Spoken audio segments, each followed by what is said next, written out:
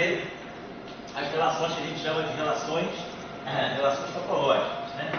O avião só descer aí, igual preparado aí. Bom, de estado. É chefe de estado, né? Então, relações topológicas. O que a relação topológica nos ensina? Nós contarmos o número de um certo campo pelas linhas internas e pelas linhas externas e pelos vértices. Então, nós temos campo φ, campo φ. Então, vamos contar o número de campos φ. Cada linha interna φ conta 2 campos φ. Cada linha interna vai contar 2 campos φ. Só que eu agora tenho linhas internas mistas. Então, essa linha aqui, ela conta um φ dentro do propagador φ aqui.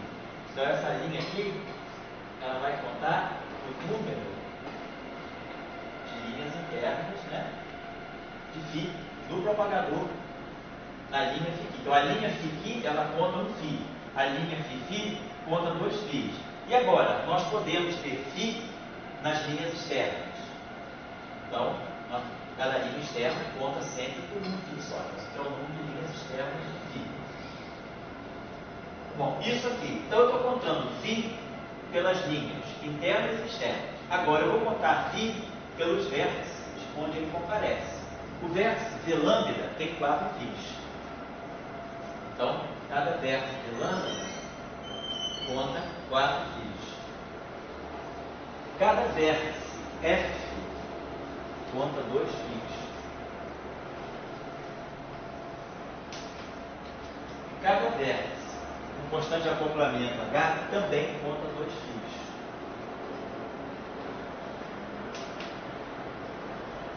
Então, dessa forma, eu relacionei o número de φs num certo gráfico, o número de linhas de φ num certo gráfico, contados pelas linhas internas, pelas linhas externas. Vamos fazer a mesma coisa agora com o Qi. Depois nós vamos pegar esse exemplo e vamos aplicar naquele gráfico que nós estamos fazendo. Então, eu tenho propagador Qi. Então, cada propagador Qi, ele vai contar 2 linhas internas de Qi. Cada propagador Φ vai contar para apenas uma linha de Qi. Depois, eu posso ter Qi nas linhas externas. E aí agora eu vou ver os vértices que tem aqui. Eu posso ter 4 Qs no vértice VG.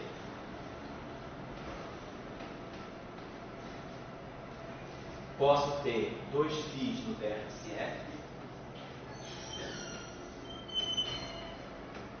E posso ter 2 Φs, né, no vértice F. E posso ter 2 Φs no vértice H.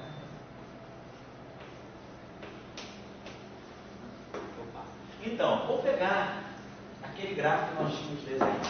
Vou colocar aqui. Aquele gráfico que nós tínhamos desenhado, se eu me lembro bem, ele era assim.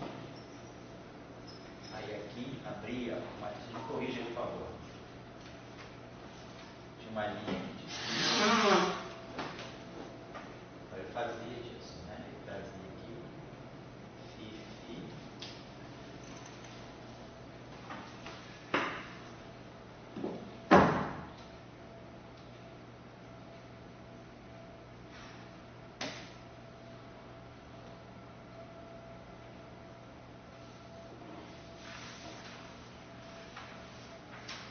Fazia disso, é isso? A segunda era vértice duplo. Aqui? Misto. Misto.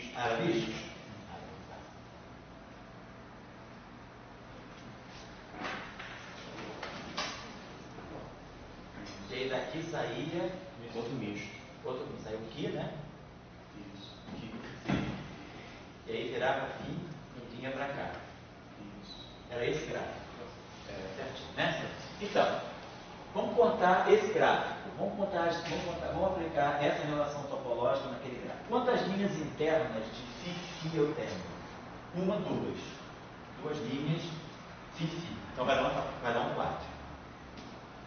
Quantas linhas internas Φ eu tenho? 1, 2. Então vai dar um 2. Quantas linhas externas de Φ eu tenho? Linhas externas. 2 Φs nas linhas externas. 2. Então 4, 2, 6 e 2, 8. Quantos vértices V lambda eu tenho? Eu tenho 1, 2, 3, 4. Eu tenho um vértice V lambda. Tem 4 aqui. Ele dá um fator 4. Tem um vértice V lambda. Vértice F. O vértice F, eu disse que aqui eu tinha um H, não é isso? E aqui a gente tinha um F, não é isso? Então eu tenho um vértice VF. Então dá um fator 2. E vértice VH. Tem 1 também. Não, perdão. Então dá um fator 2 também. Então tá legal. 4, 2, 6, 2, outro, 4, 2, 6, 2, outro. Então essa relação topológica primeira, só para checar se está tudo certinho, está verificada para o nosso gráfico. Vamos agora tentar verificar a relação topológica para o segundo, a relação topológica desse gráfico, a segunda relação topológica. Então, propagadores Ki. Eu tenho um só. Um propagador de Ki com Ki. Então dá um fator 2. Depois, propagador de Fi com Ki. Fi com Ki eu tenho 1, 2. Então dá um fator 2 também. 2 vezes 1, 2. Não, 1 vezes 2. Linhas externas de Ki não tem. Esse gráfico só tem linhas externas de Fi. Aí, vértice VG. G é o vértice do Ki 4. Nós não temos nenhum vértice em Ki 4. Vértice VF, temos 1, que vai dar fator 2. E vértice VH, temos 1, que vai dar fator 2. Então, a relação topológica está batendo direitinho com esse gráfico. Isso foi só para a gente conferir que a relação topológica está batendo. Então, esse gráfico aqui, deixar ele aqui, pode ser que a gente tenha precisado ele de novo depois.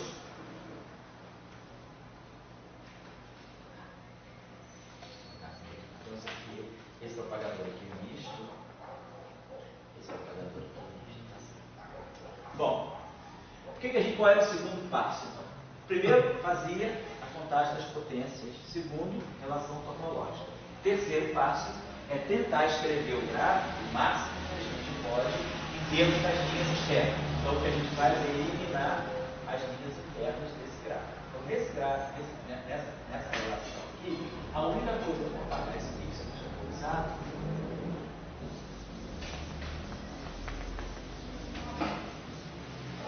a única coisa que a gente tem a fazer aqui é substituir, por exemplo, esse 2 aqui, aqui, ó. Vamos usar essa relação. Então, nós vamos ter aqui a divergência de um gráfico qualquer, que seja primitivamente divergente, daqui a pouco vamos falar sobre isso, vai ser, então, 2 aqui. Então, 2 aqui vai ficar 4 VG mais 2 VF, eliminando a segunda equação, tá? Estou usando essa relação aqui. 4VG mais 2VF mais 2VH menos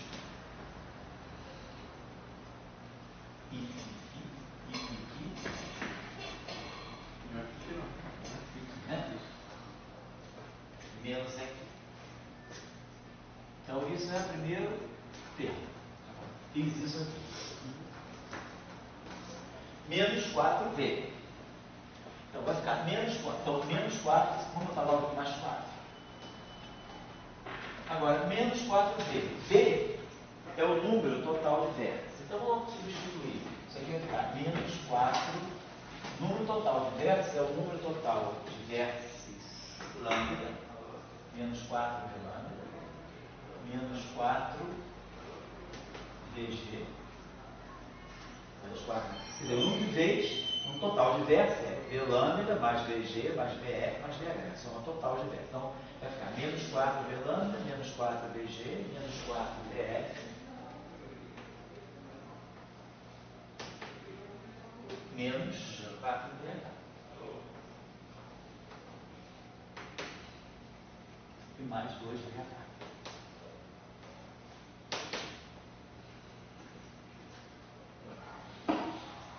Vamos só apagar essa relação aqui.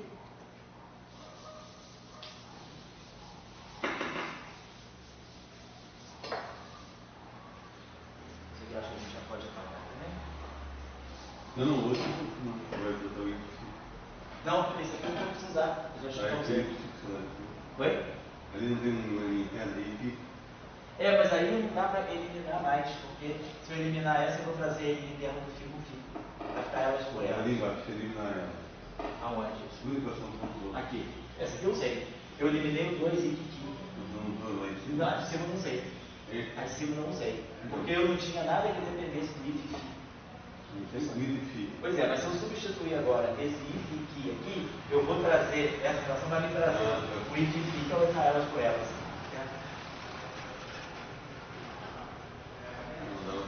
Subtrair uma da outra, daí... Mas se eu subtrair uma da outra, de qualquer maneira, ou eu boto if aqui ou eu boto if e fi. Eu não vou conseguir eliminar completamente, né? Justamente, esse aqui talvez seja o aspecto peculiar aqui, é funcional, talvez não sei. A questão provavelmente está diante de um modelo de uma formulação super normalizada, deve ser isso. Então vamos em frente, vamos calcular tudo o que a gente pode eliminar agora. Então, olha só, ficou 2DH, então vamos ver, 4DG aqui, cancelou o 4DG, 4DG, cancela esse 4DG. Aqui ficou 2DF mais 2, menos 4DF. Então vou botar isso aqui, depois a gente está certo. VH. Então nós temos 2VH aqui, temos esse 2VH aqui e temos esse 4VH aqui. A gente vai acertar. O if aqui não tem nada a fazer, o que não tem nada a fazer, e o VG, está certo. E o 4 de lambda também não tem nada a fazer, não tem como eliminar. Então, o máximo que a gente conseguiu reduzir foi desse modo aqui.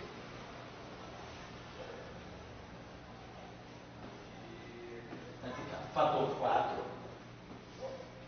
Esse 4 está aqui, já colocamos ele. Menos o número de linhas externas de aqui.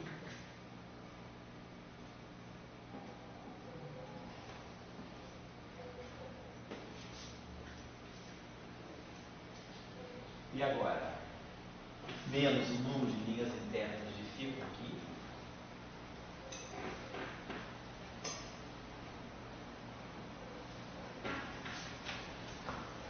Agora, 4DG, 4DG com menos 4DG cancela.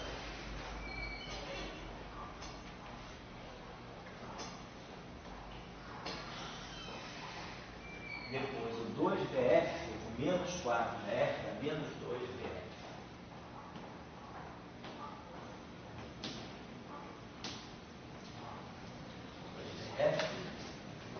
Menos 4VF.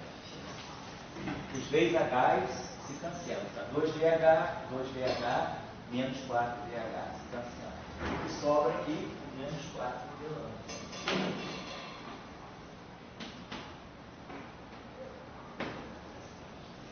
Menos 4VH. Então, o que nós observamos aqui? Né? Que se esse gráfico tiver duas linhas, esse gráfico qualquer gráfico aqui, né? A relação deu essa aqui. Então a gente vê que quanto mais vértices lambda eu tiver, quanto mais vértices F eu tiver, e quanto mais linhas internas eu tiver, eu vou contribuir para diminuir, por exemplo, o grau de divergência. Por exemplo, se eu fizer EQ igual a 4, então eu não tenho uma ideia. Vamos dizer que eu faço EQ igual a 2. Vou pegar um gráfico com duas linhas. Então, por exemplo, aqui só uma coisinha só. Um gráfico, um gráfico com linhas externas de φ, essa relação deu completamente independente do número de linhas externas de φ. Então, o número de linhas externas de φ, não? Se eu tivesse substituído o if aqui, o if aqui teria aparecido a linha externa. Mas aí ao mesmo tempo eu teria aparecido um propagador if-fi. Então seria, de qualquer maneira, quer dizer, posso fazer isso também, mas aí ficaria meio elas. Eu não consigo, o problema é que eu não consigo eliminar completamente o número de linhas internas. Porque ou aparece o if aqui, ou aparece o if-fi. Tá? Então, isso de base. Oi? Se eu trocar de base. Ah, se eu trocar de base é outra contagem. Aí você tem que, você tem que rever os seus propagadores. Essa tarefa eu vou deixar para vocês fazerem agora. Vai ficar como tarefa para vocês fazerem. Esse FIQ, por exemplo, aqui, ele vai contribuir sempre para puxar. Por exemplo, quanto mais propagador misto eu tiver no gráfico, mais ele puxa a potência para baixo. É mais negativo. Quanto mais vértice FF, e quanto mais vértice felando eu tiver, mais eu vou puxando também. Só para a gente ter uma ideia. Suponhamos que eu pego um gráfico aqui. Vamos pegar um gráfico com um loop só, um aqui. Eu posso desenhar um gráfico assim, um loop só.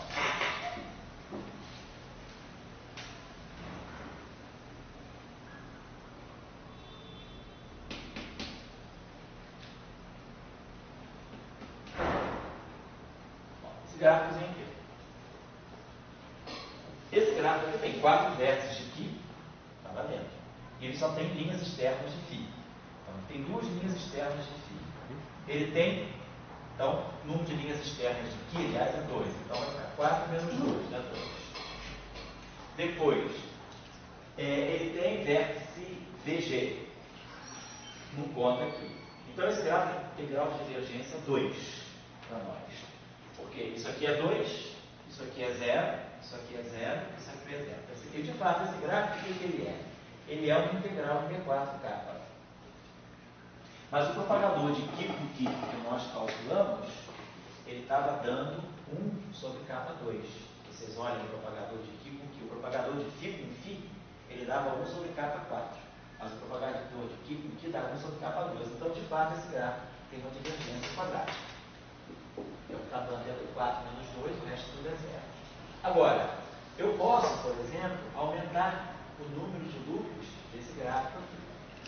Posso pegar o mesmo gráfico com 2 linhas externas de φ. Então, eu pegasse esse gráfico aqui, com 2 linhas externas de φ, e pegasse isso aqui.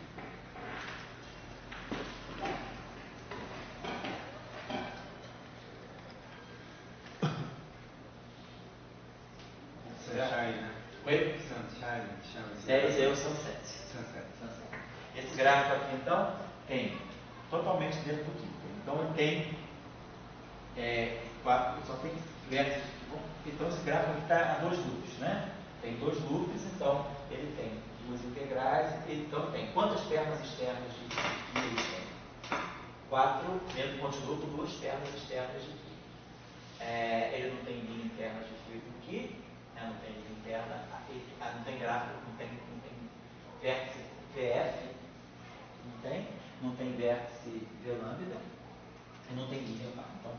Então, esse gráfico aqui, ele deve dar integral, tem 2 loops, então vai produzir uma integral no D4K1, uma integral no D4K2. Tem 2 loops, cada loop carrega uma integral de momento. Agora, ele tem 3 propagadores da mesma categoria, tudo propagador aqui. Então, ele tem 1 sobre K2 para cada propagador. Então, de fato, esse gráfico, a divergência dele é quadrática. Bate com essa expressão. Vamos agora, devagarzinho aqui, pegar esse gráfico aqui a uma ordem. Vamos pegar um gráfico da mesma categoria, agora. 2 pernas externas de φ, mas vamos fazer a seguinte coisa. Aqui eu posso pegar esse gráfico, pegar isso aqui, ó.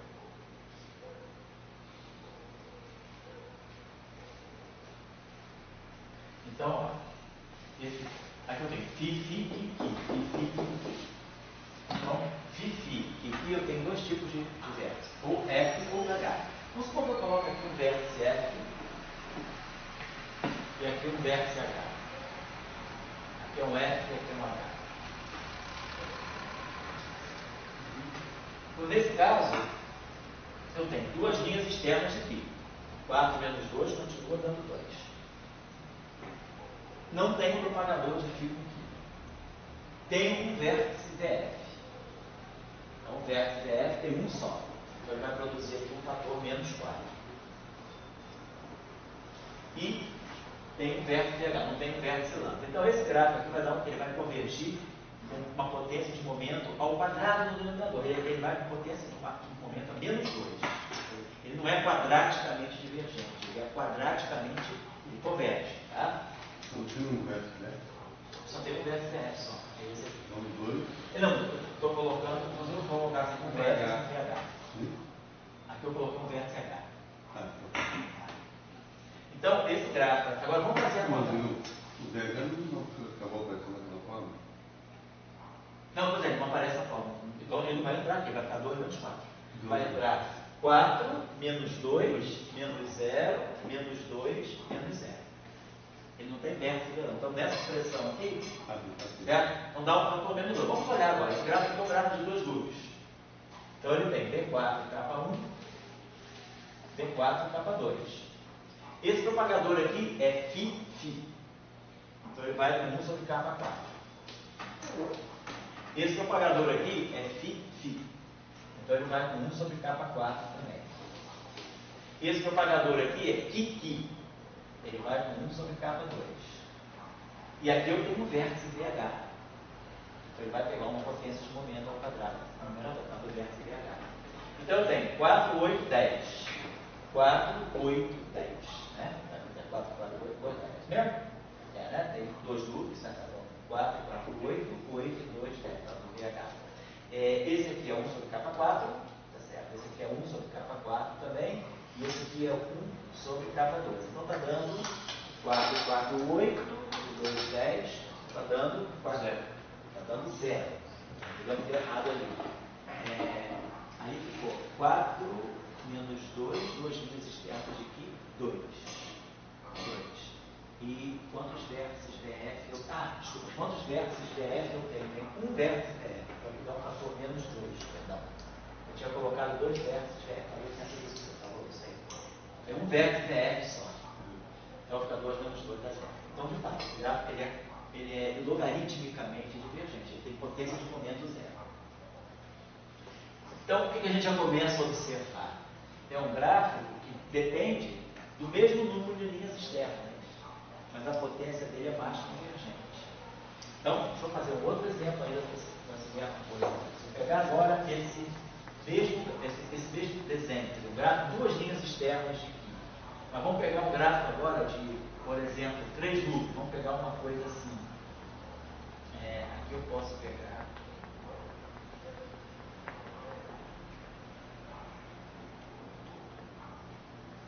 As linhas podem se cortar, né? Pode, então pode se cortar. Então, por exemplo, isso aqui não é um vértice. Você pode fazer assim, geralmente você faz um desviozinho assim para dizer que isso aqui não é um vértice, tá? Só para dizer que essa linha aqui, como se ela passasse por cima dessa. Então aqui eu tenho 1, 2, 3. Isso aqui não dá para fazer, porque eu não tenho verso com 3 x. Então eu tenho que botar uma linha assim, que eu fizesse isso aqui. 1, 2, deixa eu ver se aqui, ó. Eu fizesse isso aqui. 1, 2. Eles não têm o verso. 2 φ, 2 φ, 2 φ, 2 φ, 2 φ. 2 φ, 2 φ, né? Então esse gráfico aqui, ele existe, tá? Posso fazer, ó. Fi, ki, fi, fi, certo? Então, de qualquer maneira, esse gráfico tem duas linhas externas de ki. Então, tá lá. O tchau, posso me chamar. Tá? Agora, vamos fazer a contagem de potência desse gráfico aqui. Então, esse gráfico aqui vai ter 4 menos 2. Agora, quantos vértices, quantas linhas eu não tenho linha interna que misture Ki com Ki. Aqui, ó. Ki com Ki, Ki com Ki, Ki com Ki, Ki com Ki, Ki com Ki. Então não tem propagador misto. Vértice VF mistura 2 fios com 2 fios. Vamos dizer que todos esses vértices aqui sejam VF. Que é F, isso aqui é F. Então esse vértice aqui mistura Fi com Ki. Vamos pegar só vértice VF aqui. E esse sim só aqui que é H. Então ele tem 3 vértices VF. Então vai dar um fator 6. E não tem velâmina. Então a tendência desse gráfico é 4 menos 2, 2.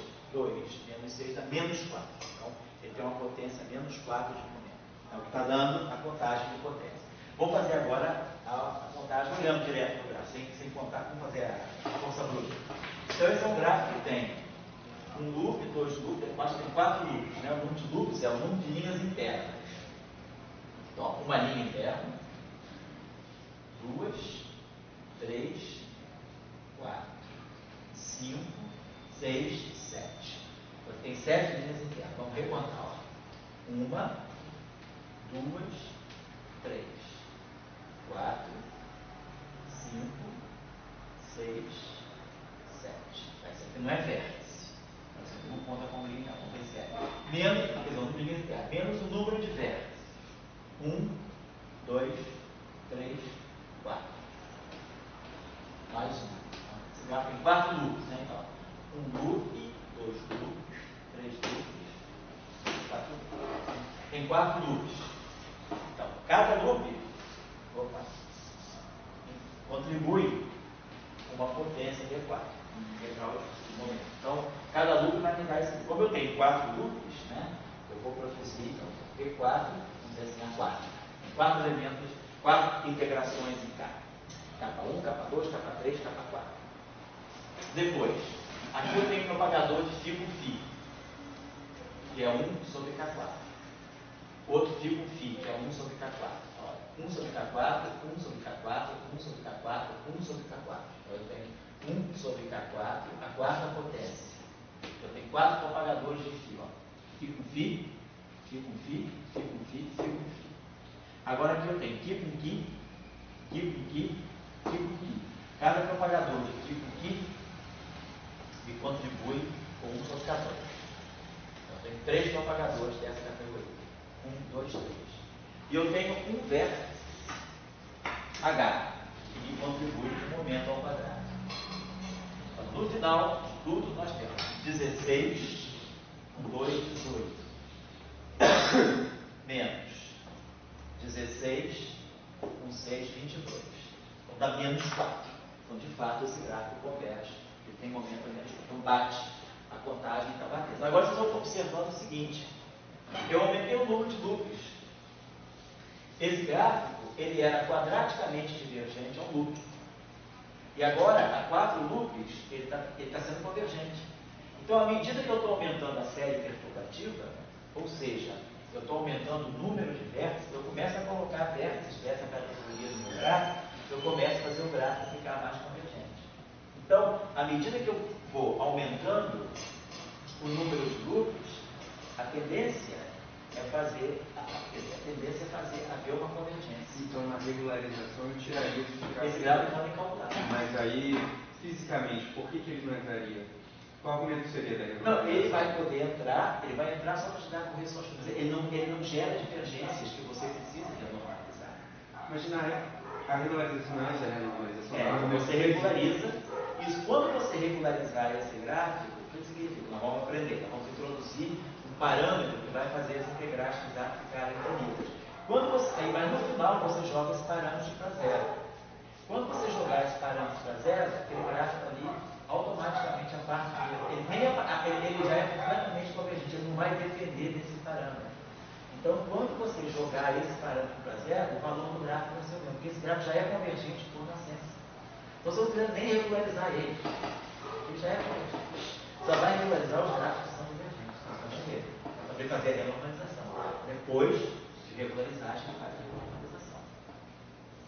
Então, o que eu estou dizendo é o seguinte: esse power counting aqui, ele está dando para a gente a indicação de que esse modelo que nós estamos considerando, vamos agora fazer a classificação, ele é um modelo super renormalizável. Por quê? Ele tem um certo número de divergências, mas à medida que a gente aumenta muito o número de vértices, esses vértices vão puxar a coisa para baixo. Então, vamos ver agora exatamente um exemplo típico de um modelo que é super renormalizado, só para a gente fazer aqui uma coisinha. Vamos pegar então, vamos entender como é que mais ou menos funciona. A regra é sempre essa, é muito simples. Vamos pegar um caso mais simples agora, vamos fazer a seguinte coisa. Vamos estudar em D dimensões. Suponha que eu esteja agora trabalhando em D dimensões de espaço-tempo. Eu estou em D dimensões. Mas eu vou trabalhar com um modelo que tem interação do tipo lambda φ elevado a n. Então eu tenho uma interação φn, pode ser φ4, pode ser φ3, φ4, φ5, φ6. Então tem uma interação φn. Então vamos ver, a teoria lambda é o modelo escalar. Então o propagador Nós já sabemos, é 1 sobre K2. O Deus está lá normal, não estou botando derivada superior, não tem nada. Klein-Gordon, por sinal, é um Klein-Gordon em D dimensões, só que a interação é φn. Tem N campos interagindo no mesmo ponto. Em vez de ser φ4, eu estou generalizando, N pode ser 4. Então, vou fazer a contagem de potência. Então, a contagem de potência vai ser, cada linha interna colabora com D. Agora, só que eu estou em D dimensões. Então, na linha interna, eu vou ter que integrar sobre o espaço dos momenta em D dimensões. Então, eu vou ter um fator D menos 2. Então, cada linha interna, eu vou ter, vai me contribuir com uma potência de momento D menos 2 para cada linha interna de φ. Cada linha interna de φ, integral do momento sobre o propagador. Vértice menos, cada vértice vai ter um delta do momento, só que eu estou em D dimensões, a função delta de tira em D dimensões tem dimensão menos D. Então vai ficar, em vez de ser menos 4 D menos 1, vai ser menos D menos 1. Certo? Tá legal? Mais nada, não tem inverso derivada. Então eu só estou com as potências de momento, elas só vêm dos propagadores, dos vértices. Se os vértices têm derivada, eu coloco potências a mais de momento, mas não tem vértice com derivada. Então acabou aí. Relação topológica. Cada linha interna só tem propagador φ. Então cada linha interna conta 2 φs. Cada linha externa conta 1 φ. Mas cada vértice conta n φs. Então aqui eu vou ter n vezes. Né? Cada vértice vai contar. Então o vértice de lambda. Então, cada vértice vai contar n φs. Então isso aqui é o número de φs contados pelas linhas internas e externas, e aqui é o número de φs contado pelo vértice. Então tem uma interação φn, cada vértice converge em n φs. Então, vamos fazer a coisa lá, vamos fazer as nossas substituições. Vou apagar isso aqui agora.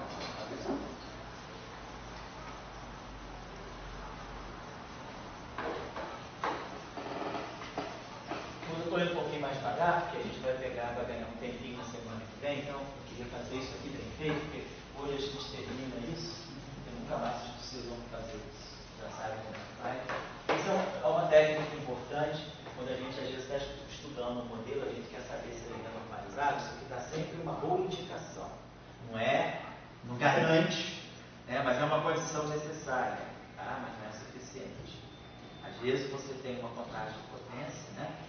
Mas a teoria acaba sendo mais convergente do que a contagem de potência dá. A contagem de potência, ela te dá a situação mais tenebrosa possível. Às vezes a contagem de potência te dá divergência, mas aí você tem simetrias que ajudam na conversão, sobretudo a simetria de Young-Gate. Na QED, por exemplo, que a contagem de potência, ela aparentemente dá uma divergência maior, mas a simetria de Gate reduz. Vou dar uma vez. Então vamos substituir o Iφ aqui. Então, o Iφ, vamos já substituir o Iφ aqui usando a relação topológica. Então, essa divergência aqui, ela vai ser D menos 2 Iφ. Então, o Iφ vai ser N sobre 2 de lambda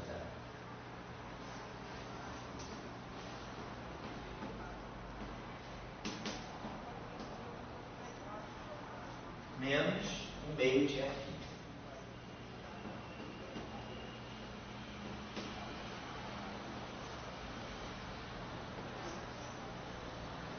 Vamos substituir o Iφ.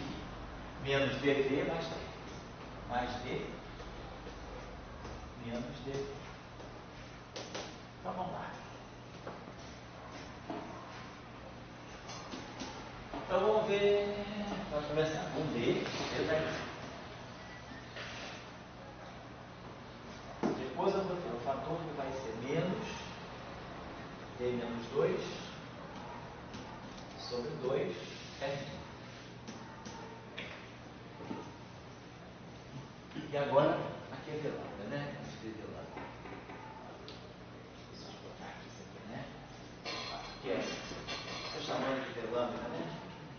Então, se eu velando, eu tanto faz, velando, só tem um vértice só, eu não preciso ficar identificar por velando. Não tem um vértice só, então é feito.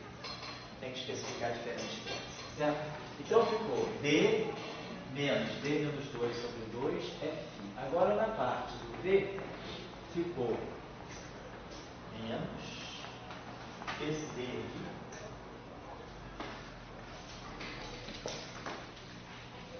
E aqui vai ficar menos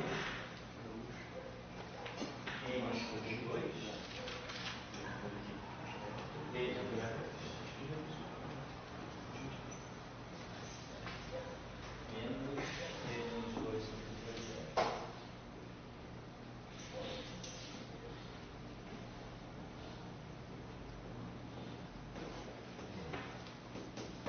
Certo? Ficou assim. Beleza. Então a gente vê aqui o seguinte. Vou segurar esse termo. Esse termo depende aqui do número de vértices, né? Então, esse termo aqui, vamos colocar assim, isso aqui é D, isso aqui é D, mais aqui um N aqui, né? Vamos deixar. Vamos fazer o seguinte, vamos escrever isso aqui só para escrever isso aqui da seguinte maneira. O fator D está certo, né? Menos D mais D menos 2 sobre 2 é, tá certo? Então, aqui vai ter, vamos só substituir esse parênteses aqui, só para botar aqui. Vamos pegar o termo D. Então, eu vou ter D menos D sobre 2 N. Então, eu vou ter D multiplica 1 menos N sobre 2. Então, aqui vai ficar D multiplica 1 menos N sobre 2. D menos D sobre 2. E aqui vai ficar mais N.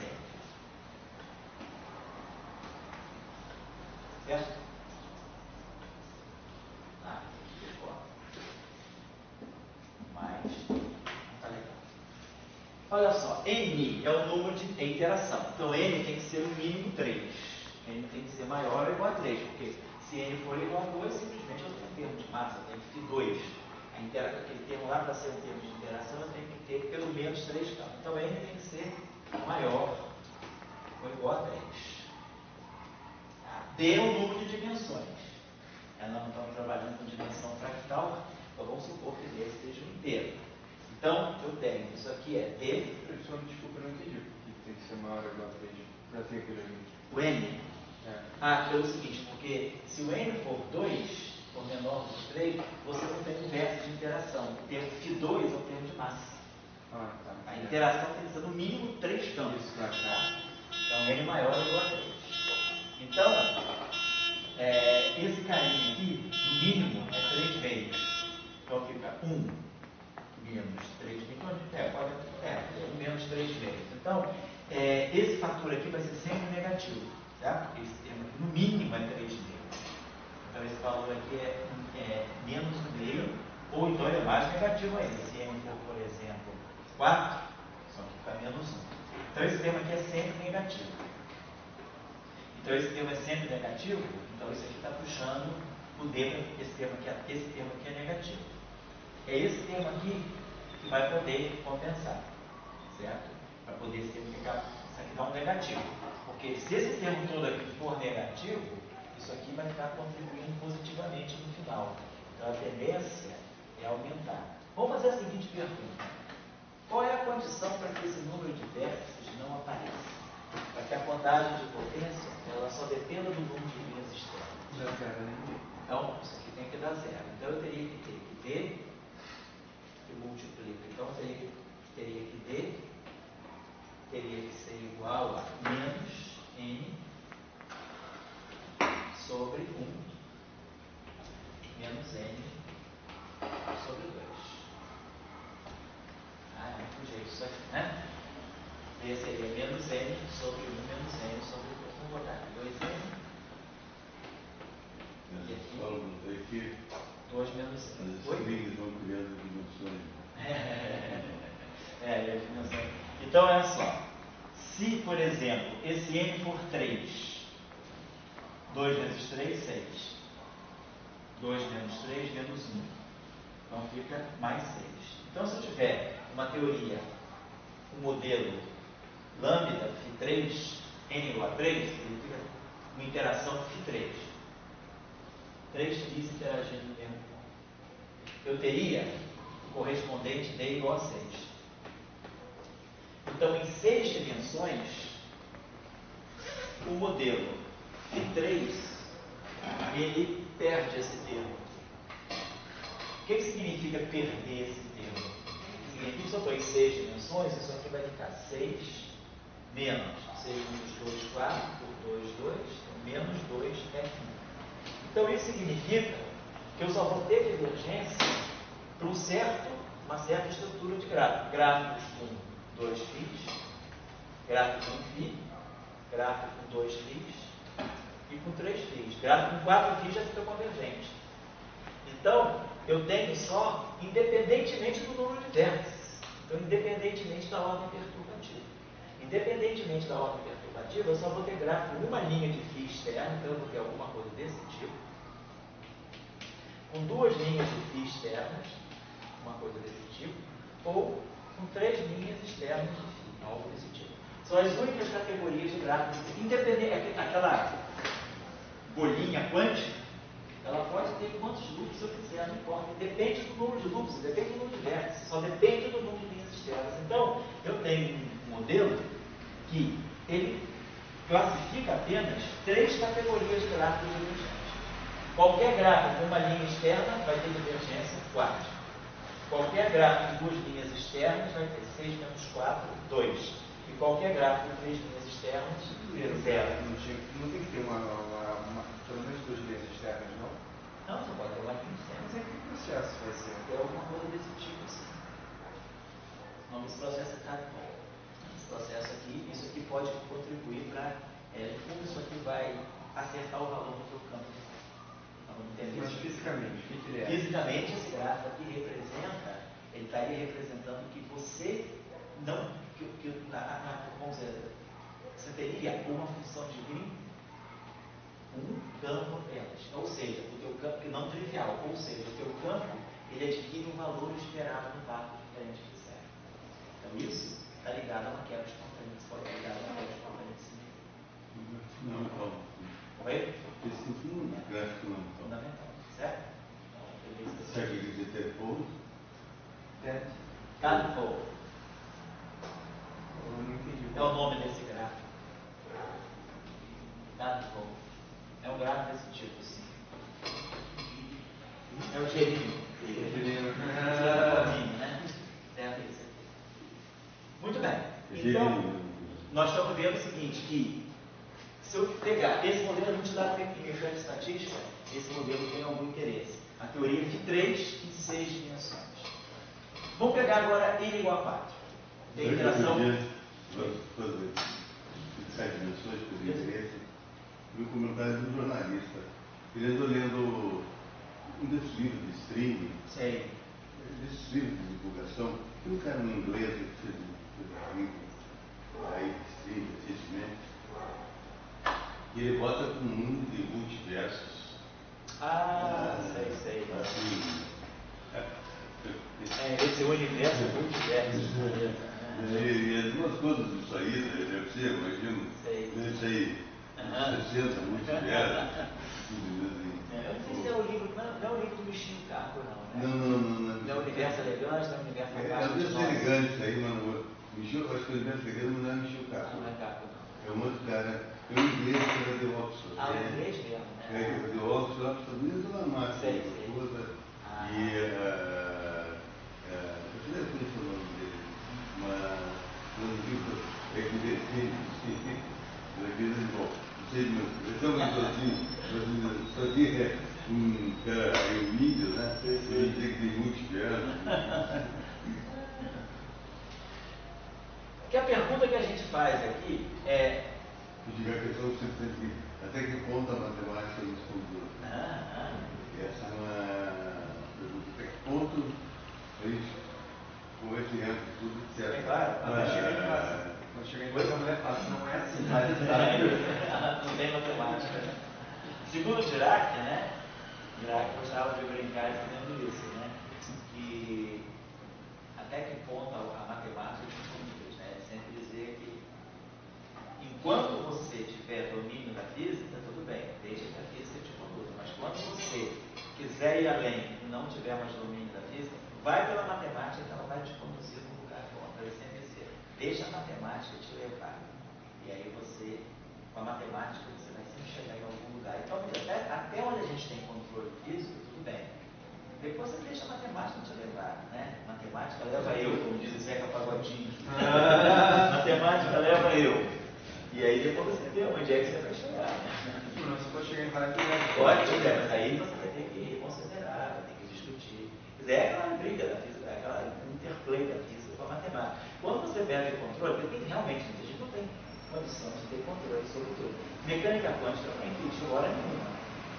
Se você não for educado para pensar em mecânica, ninguém nasce pensando em mecânica quântica. Mecânica quântica ela é completamente fora do senso comum. Então, tem uma hora que se você, assim, você não tem, você vai falar de uma região da natureza que você não faz a mínima ideia. Então, o único instrumento que você tem é a matemática, cara. Como é que você vai querer, depois que a matemática te fala, você fala, tudo bem, fisicamente, isso faz até sentido por causa disso. Mas tem certas horas que você não tem condição de ter um raciocínio físico antes de ter um resultado matemático. Você está numa região que você não conhece nada. Não tem nem experimento, nem intuição. Não tem nada a ver com a vida do dia a dia. Aí você tem que deixar a matemática te levar realmente. Depois que ela te levar no lugar que você finalizou, vamos agora pelo menos interpretar. Mas ela já te deu uma resposta. Aí de repente a matemática te dá uma resposta, você fala, é bastante razoável. Por causa disso. Então eu acho que realmente, se a gente, uma certa hora, não abstrair, né, eu acho que a grande lição que o Dirac deixou, grande lição, assim, qual é a grande descoberta, assim, que foi um sucesso mesmo, fantástico da física teórica sobre qualquer coisa, foi a previsão da antimatéria. Foi a equação de quando ele tira a previsão do Bose, completamente fora de qualquer pensamento, quer dizer, sai de um jogo matemático. A equação dele, que ninguém esperava, escreveu a equação em 28, ele só foi ter isso direito em 31. Quer dizer, eu acho que a antimatéria é o maior, assim, um dos maiores sucessos, né, da ciência abstrata, da ciência mesmo, no mais sentido puro de abstração, fora do teu senso comum. Foi a previsão mais estonteante, né? Que era prever a antimatéria. Acho também, claro, que na relatividade a gente tem coisa. O buraco negro, por exemplo, né? Quem vai, se você não tem uma equação que te convida, se falava lá, eu acho que já era, não sei se era Huygens, se era Newton mesmo, que tentava ver a possibilidade da luz escapar, né? Mas aquilo era um raciocínio muito holístico. Com a teoria da relatividade, aí você até entende. Eu acho que tem certas horas assim, que realmente a gente tem que deixar a matemática levar. E aí, claro, você tem que usar o bom senso depois de ver. Durante a matemática te levou para uma região e te deu uma resposta, você chegou a uma resposta. Vamos interpretar. Oi? Você tomar muito serviço, porque você esse D igual a 6. Entendeu? O que é o pensamento? Eu quero uma teoria finita. Assim, então, daí, bom, no caso do modelo, está falando, como é que esse modelo fosse um modelo, né? Eu quero teoria finita, então, tem que ter D igual a 6. E depois, agora tem que ter D igual a 6. Daí você entra com não, claro. E depois o que você acha que modelo? Fisicamente tem. E às vezes a física também está enganado sobre o que é física. Física é um princípio físico. Diz assim, essa é delicado também saber o que é física. E quando a coisa por mais a verdade, muita coisa distorce. Eu acho que o princípio físico, eu sou mais, eu acho que antes do princípio físico tem que ter uma coisa, constante física. Porque todos os princípios físicos, eles nasceram de constantes físicas. G, C me deu, quer dizer, não foi, ninguém pensava que a velocidade da luz é invariante, isso aqui é um absoluto. Você descobriu uma constante, a constante que revolucionou, aí você busca um princípio para aquela constante. Você pega o H, aí você descobre uma constante na natureza, aí você descobre o princípio para aquela constante. Eu acho que o que está faltando em física hoje, o que a gente fala? A física é muito complicada. Está faltando ter um princípio? Não, acho que está faltando uma constante. Se a gente descobrir uma nova constante fundamental da natureza, certamente a gente vai descobrir um princípio novo.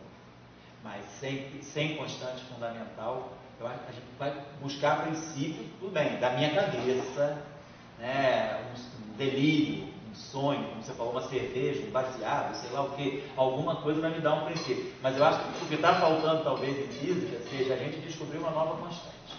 Se a gente descobrir uma nova constante fundamental da natureza, com toda certeza vai sair uma nova física daí. Quer dizer, a constante da corda, o alfa', ela é colocada lá, ela não saiu do experimento. Então a gente não tem embasamento para dizer, essa é uma nova constante fundamental da natureza. Ela é um parâmetro, ela não é o alfa' das cordas é um parâmetro, não é uma constante. Agora, se a gente descobre cada constante fundamental da G, deu toda a mecânica celeste, deu toda, no fundo, a física clássica, a física newtoniana, ela vem do G, porque foi do G, do fenômeno G, que saiu a órbita dos planetas, as leis de Kepler. Newton chegou, né, através das leis de Kepler, ele se guiou muito para chegar na mecânica, nos princípios, né? O G detonou uma revolução. Aí depois, C, E, carga fundamental do elétron, outra revolução, né? C, aí entra o E e o C. O E detona uma revolução, a carga é quantizada. Por que a carga sempre aparece como múltiplo de uma grandeza fundamental? E aí veio, então, a questão toda é o C, o E. Depois veio o C, aí C detona a relatividade especial. Aí vem o H, corpo negro, parece aquela constante H sistematicamente, radiação do corpo negro, efeito fotoelétrico. Tem uma constante H que está perturbando a vida da gente. Então, aí com isso abriu a mecânica quântica. K, constante de Boltzmann. Aí você tirou termodinâmica. Você fez aí, em cima do K, da constante de Boltzmann, você criou uma nova física. Então, eu acho que a física, ela sempre se move, né? Eu acho que a base de constante. Aí a constante, ela te obriga a criar um princípio. Ela sempre esconde um princípio que você acaba colocando, né? Então, eu acho que é um pouco mais importante do que tudo, eu vejo que seja a gente descobrir novas constantes da física. Se a gente conseguir descobrir, de repente, sei lá, com a astrofísica que está evoluindo tão rapidamente, a cosmologia, né? Com todos esses observatórios, aí, Hubble, WMAP, Planck, ESOs da vida, né? Os Scopes que já acabaram, mas com todos esses telescópios de observação, plataformas, pode ser que a gente descubra uma nova constante associada à cosmologia. Se isso aparecer, cara, pode ter certeza que vai ter uma nova física, né? Aí sim vai ter um novo princípio, uma nova física. Eu acho que um pouco isso. A matemática, eu acho que é o seguinte, no momento você fica cego, alguém tem que te conduzir. A matemática, ela te conduz por via certa, né? Depois, no final, você vai interpretar. Porque quando você perde o controle da física, você tem que deixar a matemática te levar. E aí, a matemática te leva, e aí você chega, agora vamos discutir, né? Alguém tem intuição para tunelamento? Se não é a equação de Schrödinger que te dá, cara, deixa a equação, bota o potencial, resolve o potencial, bota no poço, aí você ganha, porque a coisa cai exponencialmente. Agora, um ser humano normal, antes de saber qual que é, ele pensa em tunelamento, cara, você tem um bloqueio, então que a energia cinética vai ser negativa. Se não é a mecânica quântica, se não é a equação de Schrödinger, né? Se não é a equação de Schrödinger, leva eu, cara, você não chega ao tunelamento nunca. Então, eu acho que tem certas coisas que você tem que deixar a matemática. Igual o Dirac, ele pegou. A solução tem solução de energia negativa? Tem. O que significa? Não sei. Mas tem matemática que me conduza? Tem. Então, deixa a matemática me levar até o final. Aí a matemática me levou até o final. Aí lá no final eu descobri, tem como dar um significado físico para isso. Eu acho que é um pouco esse discurso assim. Deixa a matemática, em certo momento você tem que se entregar a ela. E depois você volta a dialogar com ela. Você volta, chegamos a esse resultado. Porque senão você não vai. Se você quiser resolver só com os primeiros princípios, assim, é muito difícil, porque de repente você está numa região da física que todos os primeiros princípios que você conhece falham, né? É que nem o átomo. Eletromagnetismo e mecânica juntas não dá estabilidade do átomo. O átomo dura o quê? 10 menos 9 segundos. Como é que eu vou explicar um átomo estável? Tem como. Qualquer princípio primeiro de física clássica que eu usar, não vai conseguir segurar a estabilidade do átomo. Então tem que ter um novo princípio. Agora esse novo princípio veio do H. E bota lá, aquele múltiplo, né, aquela quantidade fundamental de momento angular que existe na natureza, que é o H, quando X a órbita. Eu acho que mas aí tem uma certa hora que tem que ser a matemática. Aí você vê, Bohr deixou matemática, botou lá aquela coisa, e eu as órbitas, as raízes espectrais, pela série de Malmer, Nitinin, pelas séries, né?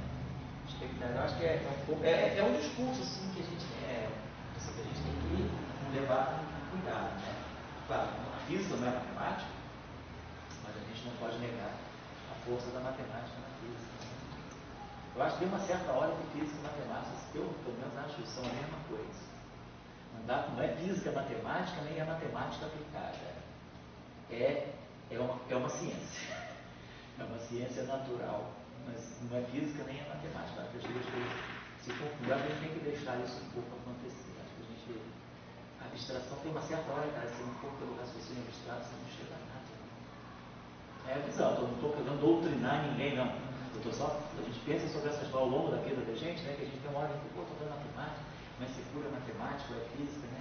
Então, a gente às vezes lendo os escritos de alguns, a gente lê para Bohr. Bohr é uma pessoa muito interessante de ler, né?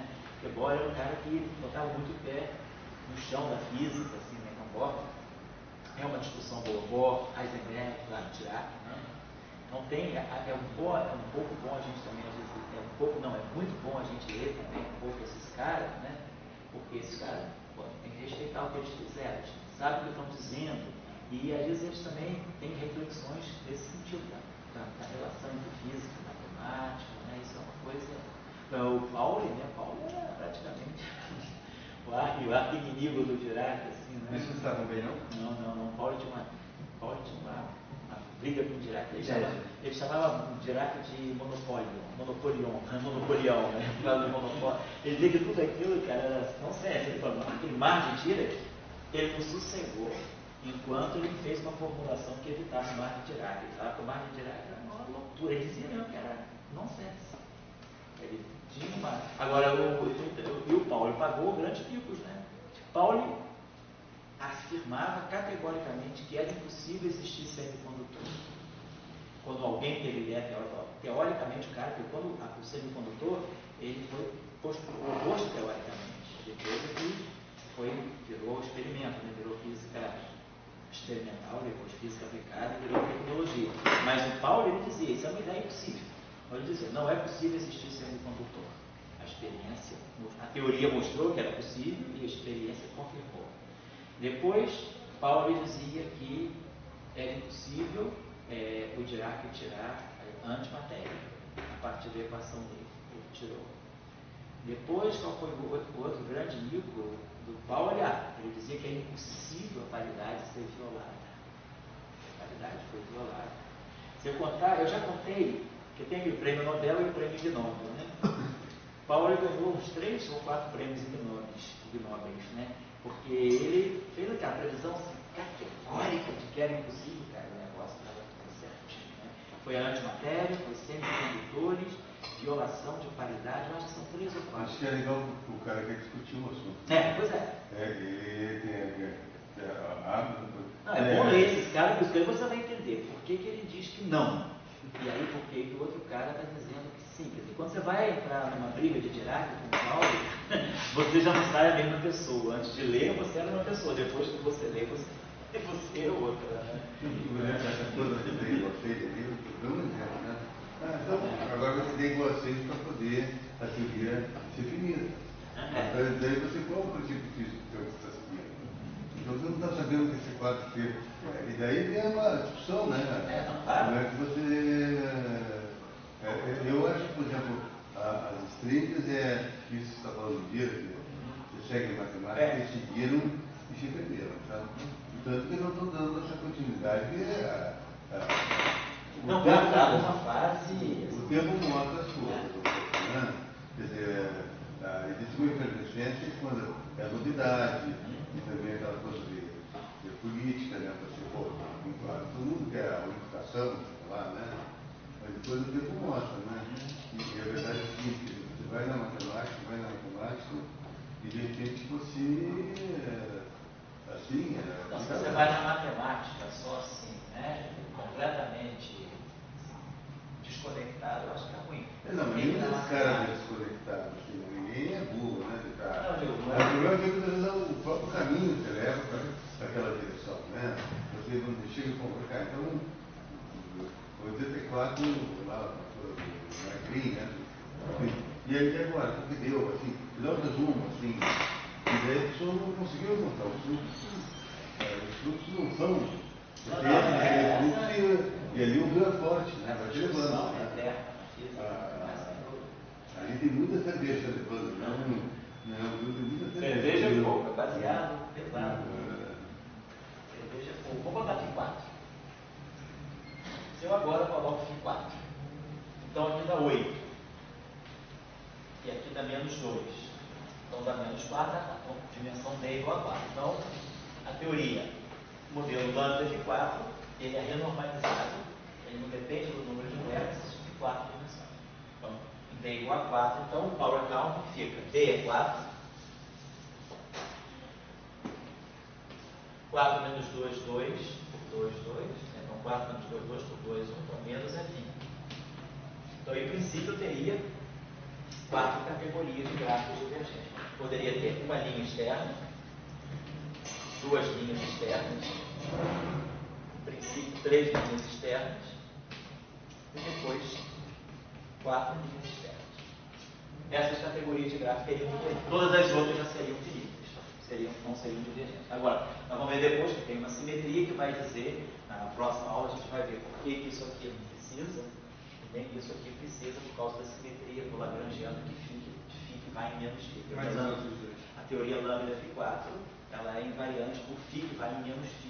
Ela é totalmente quadrática. Então essa simetria te permite eliminar esse ponto. O power count te diz que existem essas divergências, mas a simetria te diz, não, essas divergências são fictícias, a simetria mata elas. Então, mas os dois que sobram? 8 só as duas que sobram que vão renormalizar. Então você faz a normalização só para essas duas. Se eu pegar agora D, Φ5, 2 vezes 5, 10. Mas 2 menos 5 dá menos 10, quando a dimensão fracionária. Então a gente não está supondo fractalidade, nada disso. Então, Φ5 não tem nenhuma dimensão. Ela não tem nenhuma dimensão em que ela seja. Mas existe uma teoria fractal? O pessoal fala. Poxa, cara, vai perguntar. Tá bom, mas existe alguma teoria séria? Não existe, tem alguns modelos, cara. Tem a coisa você só reproduz. Tem certos fenômenos que você.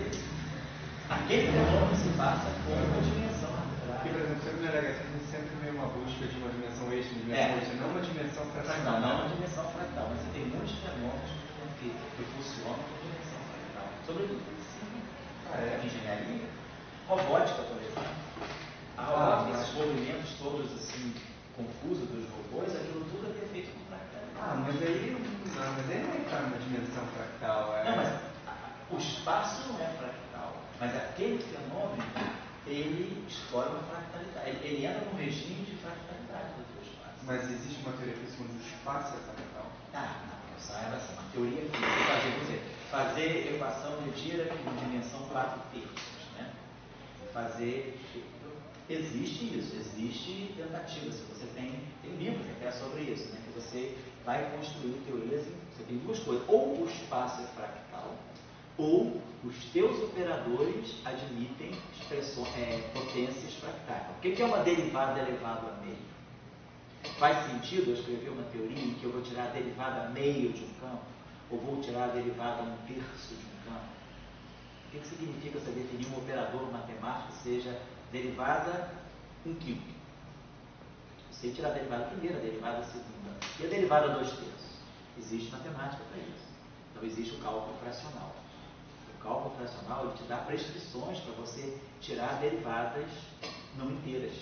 Você cria uma matemática, um princípio de finitésimo, um princípio variacional, com essas coisas. Então você pode fazer uma física, porque tem certos fenômenos que indicam que eles se passam por dimensão fracional. Então a gente tem que saber que classe de fenômeno você está estudando. Mas isso é uma coisa ainda muito, está começando muito. Tem uma certa vamos dizer assim, ainda tem uma certa ambiguidade na definição de certas coisas, mas não é uma coisa excluída não, sempre, tá? Bom, Φ6. Isso também é que a gente tem sexo na orelha, né? Pois é, cada um é aquilo. Fetiche. Pode Vamos discutir. sobre isso. 12. 2 menos 6 menos 4. Φ6. 3 dimensões. Esse modelo aqui é muito usado em mecânica estatística. Você fazer modelos tridimensionais com interação Φ6. Ó, vamos dizer assim, a teoria Φ6 em 3 dimensões ela é renormalizada. Em 4 não. Se eu pegar Φ6 em 4 dimensões, vou apagar isso aqui. Se a gente pegar Φ6 em 4 dimensões, então, 4 dimensões, 4. 4 menos 2, 2 por 2, menos é 1. Menos, agora se eu estou em 4 dimensões, o D é 4. Menos 4 menos 2, 2 por 2, 1. Então, menos 1, mais N é 6. Então, 4 menos 6, menos 2. E aqui vai ficar, então, mais 2. Então, o que vai acontecer? Se eu pegar a teoria Φ6 em 4 dimensões, eu vou gerar um termo mais 2D. Então, à medida que eu for aumentando a série perturbativa, pegar gráfico de ordem lambda, lambda 2, lambda 3, cada vértice contribui com um lambda. Quando eu posso pegar um número de. Quando eu pego um objeto que tenha 4 pernas externas de φ, 4 linhas externas de φ, dá 0.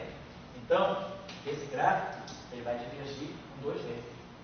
Então, a potência dele começa a crescer com um número diverso. Então, à medida que eu aumento a série perturbativa, aquele mesmo gráfico que antes podia ser convergente, ele começa a ficar divergente.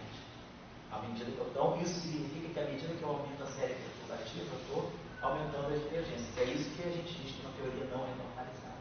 Então, a teoria Φ6, o modelo Φ6 não é renormalizável em 4 dimensões, mas é renormalizável em 3. Então, aquele resultadozinho ali, a questão é, para que valores de N você encontra Ds inteiros? Isso aqui é menos 2N sobre 2 menos N.